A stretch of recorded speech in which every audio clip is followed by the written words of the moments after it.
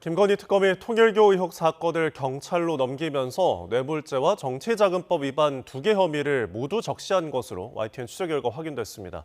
경찰 수사전담팀이 적용 가능한 혐의를 검토해 공소시효를 판단할 것으로 보이는데 중심에선 윤영호 전 통일교 세계본부장이 수감된 구치소를 찾아가 접견 조사도 진행하고 있습니다. 경찰청에 나가 있는 취재기자 연결합니다. 조경원 기자. 경찰청에 나와 있습니다. 특검이 경찰에 보낸 이첩 서류에 뇌물죄와 정치자금법 위반 2개 혐의를 적시해둔 것으로 확인됐죠? 그렇습니다. 어제 김건희 특별검사팀이 통일교 의혹과 관련해 경찰에 넘긴 이첩 서류에는 뇌물죄와 정치자금법 위반 혐의 2가지가 모두 적시된 것으로 파악됐습니다. 이에 따라 경찰은 2개의 혐의 가운데 어떤 혐의를 적용할지를 검토하고 있는 것으로 파악됐습니다. 23명 규모로 구성된 경찰청 중대범죄수사과 전담수사팀은 현재 사건 기록을 보면서 법리를 검토하고 있습니다. 전담팀 관계자는 의혹과 관련된 인물들에 대한 소환 조사를 최대한 빠르게 할 수 있도록 일정을 조율하고 있다고 밝혔습니다. 대면 조사를 진행해 적용 혐의와 공소시효 관련 문제를 정리할 필요가 있다고 판단한 겁니다. 이에 따라 수사 전담팀은 우선 의혹의 중심에 있는 윤영호 전 통일교 세계본부장 대면 조사에 나섰습니다. 오늘 오후부터 윤 전 본부장이 수감된 구치소를 찾아가 조사를 진행하고 있는데 과거 특검에 진술한 내용 등을 정확히 확인하는 데 주력할 것으로 보입니다.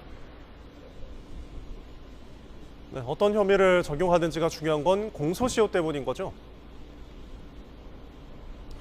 네, 그렇습니다. 특검에서는 뇌물죄와 정치자금법 위반 혐의 이 2가지를 모두 적시해 경찰로 사건을 보냈는데 이 2가지 혐의에 대한 공소시효가 각각 다르기 때문입니다.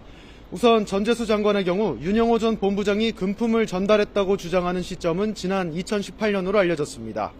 정치자금법 위반 혐의가 적용된다면 공소시효는 7년으로 올해까지인 만큼 이미 지났거나 얼마 남지 않았을 가능성이 큽니다. 뇌물 혐의의 경우는 수수 액수에 따라 달라지지만 공소시효는 최대 15년까지로 늘어납니다. 공소시효가 얼마 남지 않은 죄목으로 판단될 경우를 대비해 경찰은 수사에 최대한 속도를 낼 것으로 보입니다.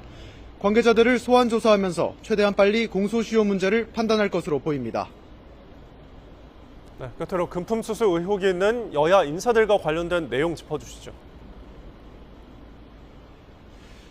전현직 의원 등 여야 인사가 통일교와 접촉했거나 이들로부터 금품을 받았다는 의혹이 제기된 겁니다.